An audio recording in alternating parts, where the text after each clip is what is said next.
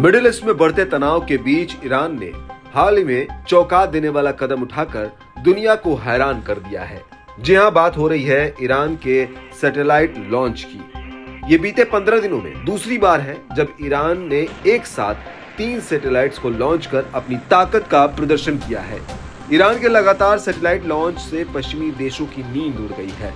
रविवार को ईरान ने अपने मिशन के सफलतापूर्वक लॉन्चिंग की जानकारी देते हुए बताया कि अंतरिक्ष में 3 सैटेलाइट्स को सफलतापूर्वक लॉन्च किया है। सरकारी समाचार एजेंसी इरना ने बताया कि ईरान ने 3 घरेलू सैटेलाइट्स को पृथ्वी की सतह से न्यूनतम 450 किलोमीटर और अधिकतम 1100 किलोमीटर की ऊंचाई वाली कक्षा में सफलतापूर्वक स्थापित किया है।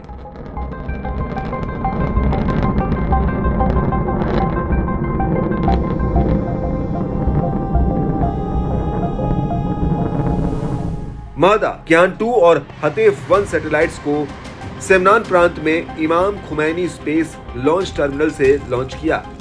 इसमें एक खास बात यह है कि लॉन्चिंग में ईरान के सिमोर रॉकेट का सफल उपयोग भी देखा गया, जो इससे पहले कई बार विफल रहा था। मालूम हो कि एक हफ्ते पहले भी ईरान ने सैटेलाइट की लॉन्चिंग की थी।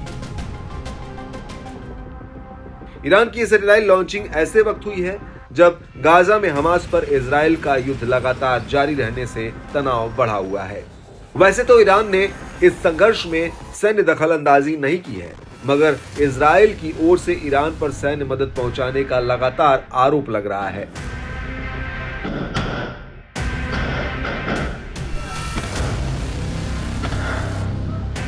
ऐसे में ईरान का लगातार सैटेलाइट टेस्ट पश्चिमी देशों के लिए चिंता का सबब बनता जा रहा है। पश्चिमी देशों ने ईरान के हालिया कार्यक्रम पर तीखी प्रतिक्रिया जाहिर की है। पश्चिमी देशों ने आशंका जताई कि इससे ईरान के बैलिस्टिक मिसाइल कार्यक्रमों में और इजाफा होगा। खास बात है कि पश्चिमी देशों की ओर से लगाए गए प्रतिबंधों के बावजूद ईरान नागरिक अंतरिक्ष कार्यक्रम में बड़ी प्रगति करने में कामयाब रहा है। बता दें कि ईरान के बैलिस्टिक मिसाइल कार्यक्रम से जुड़े संयुक्त राष्ट्र के प्रतिबंध पिछले अक्टूबर में समाप्त हुए हैं। अमेरिकी खुफिया विभाग की रिपोर्ट के मुताबिक विश्व शक्तियों के साथ परमाणु समझौते के टूटने के बाद ईरान अब हथियार और ग्रिड स्तर के करीब यूरेनियम का उत्पादन कर रहा है। बताया जा रहा है कि ईरान सैटेलाइट बनाने और लॉन्च करने में सक्षम दुनिया के शीर्ष 10 देशों में से एक है। बताते चले कि पिछले दशक ईरान ने कई अल्पकालिक उपग्रहों को कक्षा में भेजा है। साल 2013 में एक जानवर को अंतरिक्ष में भेजा था। दिसंबर में ईरान ने जानवरों को ले जाने में सक्षम एक कैप्सूल कक्षा में भेजा।